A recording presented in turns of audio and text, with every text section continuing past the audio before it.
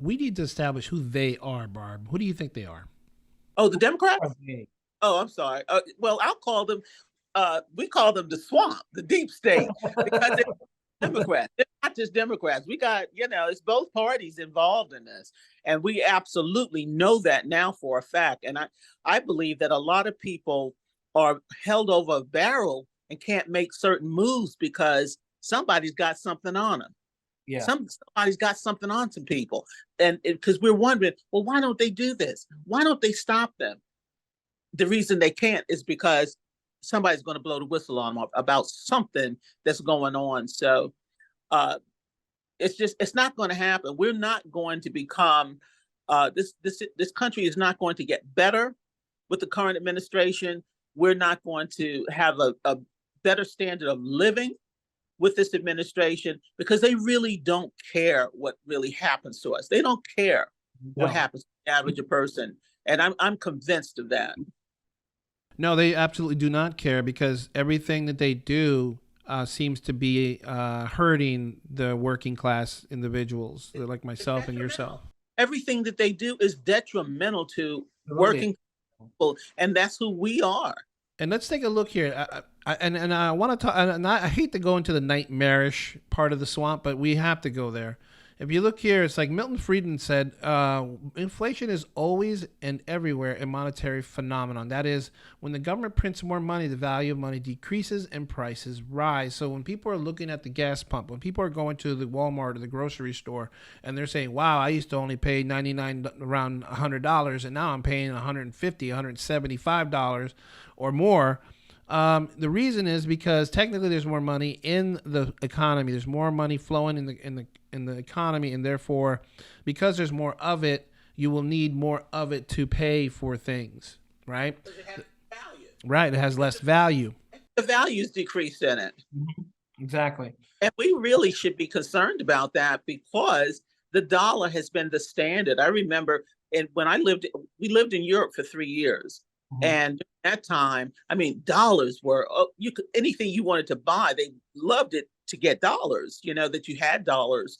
And the dollar was worth a lot more than it is now. So they're talking about China's trying to replace us, trying to replace the dollar. And that's something we really should be. There was some talk about the petrodollar being replaced. And that has been a serious conversation, and it's one that would essentially lead to a world war. And I don't think people, Americans especially, are really paying much attention to that. But there is an active, very aggressive movement right now to remove the petrodollar. When I'm saying the petrodollar, essentially what I'm saying is the American dollar, because the only thing that's backing the American dollar is its energy or its use in with trading of petroleum and oil. Okay. Absolutely. And who has more than anybody else? Right. We do. Exactly. So what the Saudis and all the OPEC people are doing is they're looking for a way to replace the dollar so that the commodities can be traded using a different form of currency. What that currency is, it's a little above my understanding, but I think, you don't have to be a brain surgeon to figure it out. I mean, who are the big players in this world? You got the ruble, you got the Russians, you have the Chinese, and you maybe have something else out there, maybe a cryptocurrency. I don't know. But whatever it is, it's not the dollar. And that would be absolutely devastating to this country to such a degree.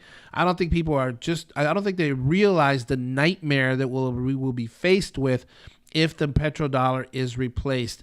It would essentially force this America to go into a war, an actual physical war, where they will be drafting people my age, 50 and up, to go and fight in this war because it's all or nothing at that point, and that's where we're headed. Unfortunately, I'm not the only one saying it. Well, I wouldn't go that far as them. I'm a little bit deeper down that rabbit hole. Well, I'll just say that as far as them drafting people to go to war, who would go and fight for this government right now?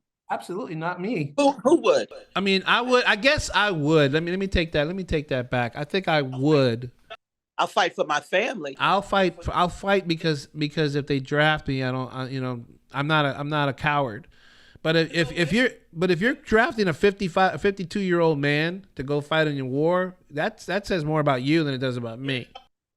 It tells me you a country that's doing that is in trouble, and I think that's what You're they're gonna doing. lose this war. If you have to draft me, you're gonna lose this war. My knees are shot. I'm slow. I ain't gonna survive very long on that front line, Barbara. I think if this really did happen, and we're talking about taking a wheelbarrow of dollar bills to go grocery shopping, you've got to have a whole bunch of bills because they're worthless or they're worth very little. Um, I think we're going to have something. Our fight is going to be right here.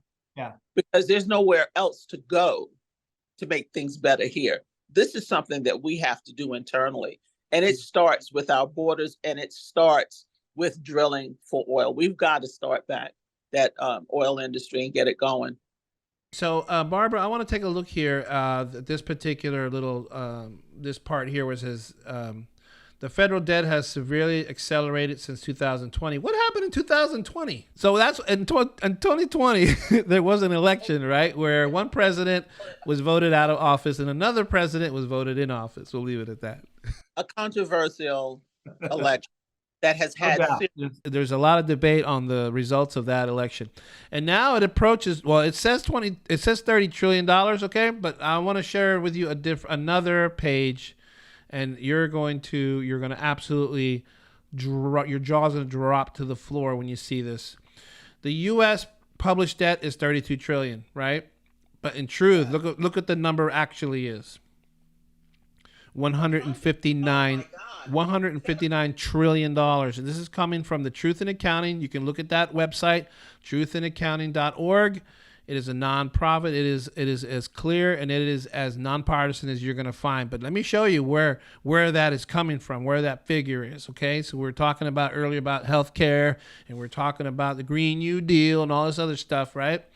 So the unfunded Medicare promises, the government. Here's what the government assets are. Okay, the assets of the government is just shy of $5 trillion. But their unfunded Medicare promises are negative $64 trillion.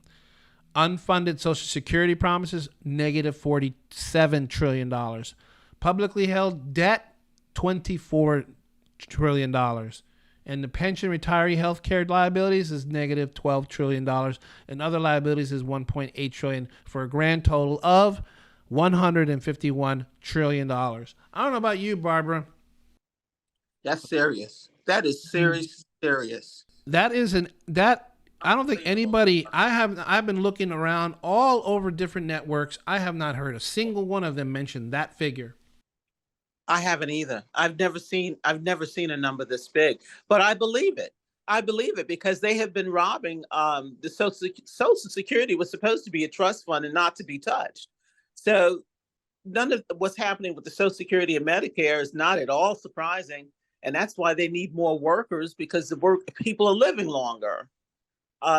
There's a lot of room for cutting a lot of this stuff. And because I am familiar with taxes. I know that a lot of things in taxes that can be cut out. And because the government tends to, in my opinion, seems to want people dependent. They want you to be dependent. They want you dependent on the food stamps. They want you dependent on earned income credit. The child tax credit keeps going up, so you have a lot of babies. All of these things, and it's really weighing this country down. But you're not supposed to talk about it because so much of that is considered, politically incorrect. Right. But it's killing us. It's killing us. So I was doing this this short film, and it's going to be connected to this. I promise. And this film, the story was a man who had lost his job, right? But he was pretending to still have a job to fool his wife, right? And what he was doing. What he was doing is he was just leaving for work. I'll see you later, honey. And what he was doing is just going to a park somewhere and getting drunk, right? Oh my God. And so he would come home after it wear off or whatever, and he would just pretend that he was actually working, but he really wasn't. And so the bills started piling up. And well, you can kind of figure where this story was going. She got really upset when they looked at that bank account and looked at their bills piling up, and they're like, "Hey, what's going on?" Holy cow. So this is, I think, where we're going to be as a country. I think one day we're just gonna wake up and we're gonna be like, "Yo, where? I don't understand. You said you were working. You said you were paying the bills, and you're going to find yourself with a tab of 151 trillion due right now. It's past due, pay up or move out. Absolutely. And when that happens, boy, you can recruit all the 52-year-olds you want. You ain't going to get very far. Not going to get far. But what's really, really bad about China is the country that holds the note. I don't know how comfortable I feel with China holding the note to our debt. I don't feel comfortable at all with China holding anything. Yeah. You know? Yeah. And if China is holding something, I hope that I'm holding a gun. But I'll tell you what, and the reason why I brought up that little story was because I wanted to share that part of the anger that would be on that woman's feeling in that woman at that moment. And I think that's where I think we are as a nation. We're kind of coming to that realization that, hey, we got bamboozled. And Joe Biden is that guy going, I'm see you later, honey, and coming back drunk, you know. He didn't do anything. He's going on vacation. He's going to Rehoboth Beach. Here's the difference, though, Jose, with Joe Biden. He's such a crook. He's not out drinking. No. He's a hunter, and they're hustling. Yeah. And they're bringing money to their house. They're slimy as slimy can be, man. Slimy as slimy can be. And I want to share this one with you, this piece with you, coming from Reuters. Okay? This is from Reuters. It says 1 in 5 respondents who voted for Biden in 2020 said they weren't sure who they would vote for this time. And the latest poll approval rating for Biden is 40%, was just 4 points higher than the 36% low he hit in mid-2022. The survey had some heartening news for Democrats as well.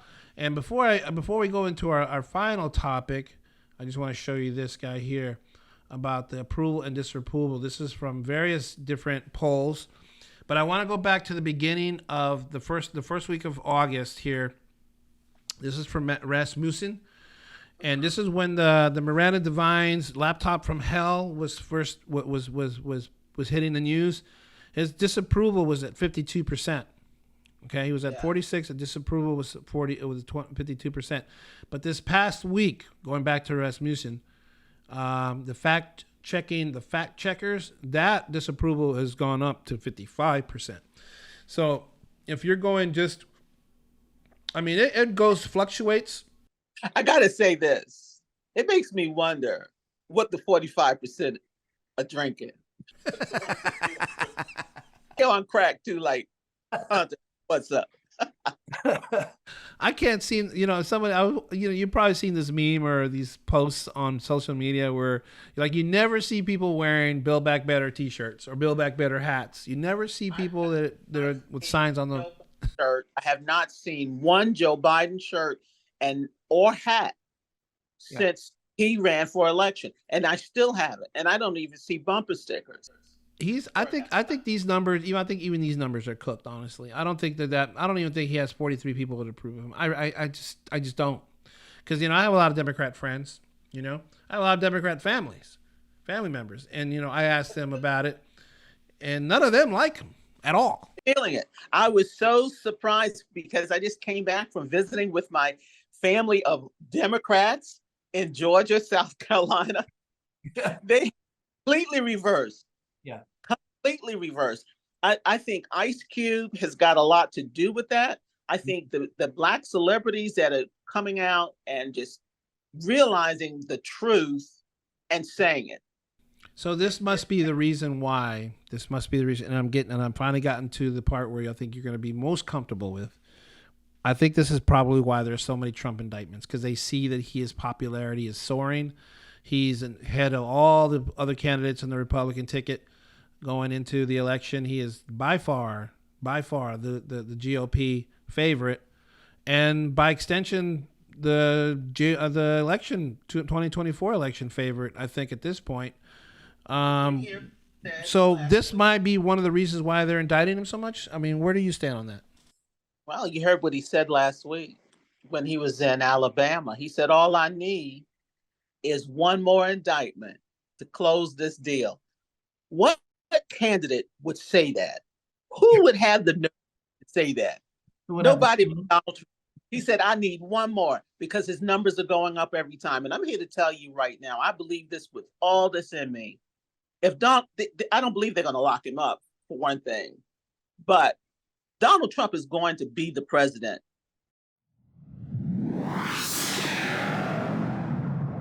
New Kingdom Radio Theater.